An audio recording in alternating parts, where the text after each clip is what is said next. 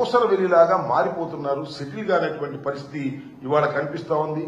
వాలంటీర్లు మోసం చేశారు.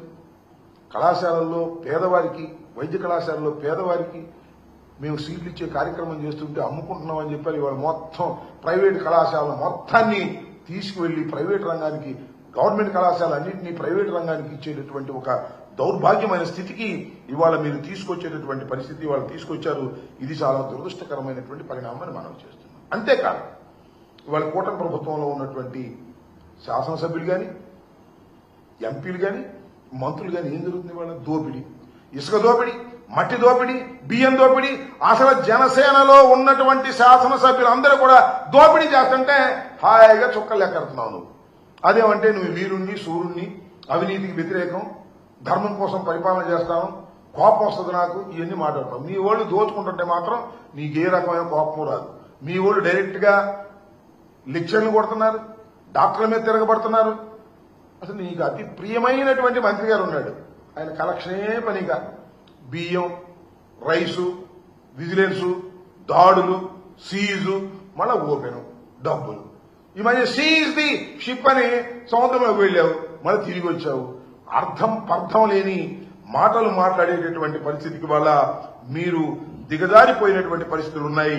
అసలు మీ సిద్ధాంతం ఏంటో, మీ పరిస్థితి ఏంటో మీకే తెలియని పరిస్థితుల్లో మీరున్నారనేది ఇక్కడ నేను చాలా స్పష్టంగా చెప్పదలుచుకున్నాను. ఏది ఏమైనప్పటికీ కూడా ఒక పద్ధతి ప్రకారం ముందు వెళ్లవలసినటువంటి మీరు పద్ధతి తప్పి ఇష్టానుసారంగా వెళ్తున్నారు. ఒకసారేమో తెలుగుదేశానికి సపోర్ట్ చేస్తారు, ఒకసారేమో వ్యతిరేకించినట్టుగా నటిస్తారు. కారణం ఏంటంటే తెలుగుదేశం పార్టీ యాంటీ ఎస్టాబ్లిష్మెంట్ ఓట్లను చీల్చేయాలి అనే ఉద్దేశంతో బీఎస్పీ, సిపిఐ, సిపిఎం వీళ్ళతో జతకడతారు. మనది అయిపోయిన తర్వాత మళ్ళా మన తెలుగుదేశం పార్టీతోనూ బీజేపీతోనూ జత కట్టేటటువంటి పరిస్థితులు, అవకాశవాద రాజకీయాలు మీరు చేస్తూ ఉత్తరాది అహంకారాన్ని ఎదుర్కొంటామని చెబుతూ దక్షిణాదికి ప్రతినిధిగా బయలుదేరి, నాకు తెలియగలుగుతానండి, మన పిఠాపురం కర్ణాటక నుంచి వచ్చారంట, తమిళనాడు నుంచి వచ్చారంట, మహారాష్ట్ర నుంచి వచ్చారంట, తెలంగాణ నుంచి వచ్చారంట. 4 భాషల్లో మాట్లాడేశాడు. 4 భాషల్లో మాట్లాడేసి నేను ఉత్తరాదికి వ్యతిరేకంగా, ఉత్తరాదికి అనుకూలంగా దక్షిణాది నాయకుడిని అని ఆయనే ప్రకటించుకునేటువంటి పరిస్థితిలో ఉన్నాడు. ఇది చాలా దురదృష్టకరమైనటువంటి పరిణామంతో పాటు మీకు గుర్తుందో లేదో, కుటుంబ రాజకీయాలేంటి, వారసత్వ రాజకీయాలేంటి, ప్రజల నుంచి పుట్టాలి నాయకులు అన్నాడు. నాకు అర్థం కాల, ఎవరి నుంచి ఒకటి పుట్టారని ఎవరు?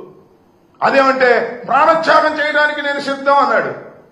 ప్రాణత్యాగం చేయడానికి సిద్ధం అంటాడు, ఎమ్మెల్సీ సీటు ఖాళీ అయితే మాత్రం